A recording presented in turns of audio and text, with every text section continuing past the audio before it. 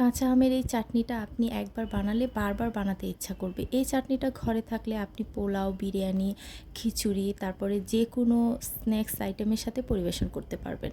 আর এটা খুবই মজার একটা রেসিপি, যে কোনো মাংসের সাথে খেতেও অনেক বেশি ভালো লাগবে। তো আমগুলোকে আমি খোসা ছাড়িয়ে ভালো করে ধুয়ে নিয়েছি, তারপরে এগুলোকে আমি সিদ্ধ করে নিলাম। সিদ্ধ করে পানি থেকে উঠিয়ে আমি ভালো করে ঠান্ডা করে নিয়েছি। ঠান্ডা হওয়ার পরে একটা ব্লেন্ডার জারে দিয়ে ভালোভাবে ব্লেন্ড করে নিচ্ছি। ব্লেন্ড করা হয়ে গেলে একটা চালনির উপরে নিয়ে নিব, আর চেলে এটার যেই স্মুথ ব্যাটার সেটা নিয়ে নিব, আর যেই আমের আটির অংশ অথবা আঁশের অংশ যেগুলো থাকে এগুলোকে বাদ দিয়ে দিব। দেখতেই পাচ্ছেন একদম আমের রসটা কীরকম পাকা আমের মতো লাগছে। এবার এটাকে এক সাইডে রেখে দিয়ে এর জন্য আমি একটা মশলা তৈরি করব। চুলায় একটা প্যান বসিয়ে আমি কয়েকটা শুকনো মরিচ নিয়ে নিয়েছি। ঝালটা আপনারা যে যার মতো পছন্দ করে নিতে পারবেন। এরপরে মরিচগুলোকে কিছুক্ষণ ভেজে কালার করে নিয়ে তারপরে এখানে 5 ফোড়ন দিয়ে দিলাম 1 চা চামচ। হাফ চা চামচ করে আমি 2বার দিয়েছি।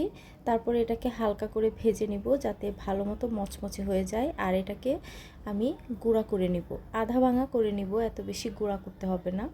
আর একটা প্যানের মধ্যে আমি আমের যে পিউরিটা নিয়েছি সেটা দিয়ে দিলাম, আর দিয়ে দিলাম হচ্ছে চিনি। চিনি আমি আমার আন্দাজ মতো দিয়েছি, আপনারা আপনাদের পছন্দ মতো মিষ্টিটাও ইউজ করতে পারবেন, তবে একটু বেশি করে চিনি দিলেই খেতে বেশি ভালো লাগে। শুরুতেই পরিমাণ মতো লবণ দিয়ে দিয়েছিলাম, এরপরে দিয়ে দিচ্ছি সামান্য একটু হলুদের গুঁড়া আর সামান্য একটু মরিচের গুঁড়া। এবার এটাকে ভালো করে মিশিয়ে নিব আর রান্না করতে থাকব। এরপর আমি এখানে 1 টেবিল চামচের মতো সিরকা দিয়ে দিলাম, আর ভালো করে নেড়ে মিশিয়ে নিলাম। মিশিয়ে এভাবেই নেড়ে চেড়ে যেতে হবে যাতে নিচে লেগে না যায়।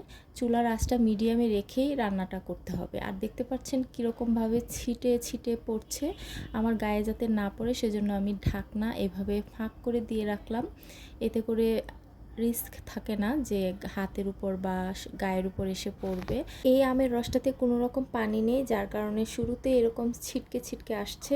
আর এটাকে খুব বেশি সময় ধরে রান্নাও করতে হবে না, দেখতেই পাচ্ছেন ঘন হয়ে গেছে। আর যখন দেখতে পারবেন খুব বেশি ছিটে ছিটে পড়ছে তখন বুঝতে পারবেন যে এটা হয়ে গেছে। হওয়ার আগে আমি যে শুকনো মরিচ আর 5 ফোড়নের মিশ্রণটা আধা ভাঙা করে রেখেছিলাম সেটা দিয়ে দিলাম। এবার ভালোভাবে মিশিয়ে নিব, আর মিশিয়ে তারপরে চুলাটা অফ করে দিব। আমি কিন্তু মিশাতেই চুলাটা অফ করে দিয়েছিলাম, কারণ খুব বেশি ছিটে ছিটে পড়ছিল। এই চাটনিটা যদি আপনার বাসায় থাকে তাহলে যে কোনো মাংসের সাথে খেতে পারবেন, এত বেশি টেস্ট হয়। দেখতে পারবেন যে বাচ্চারা এমনি হাতে নিয়ে খেতে বসে গেছে।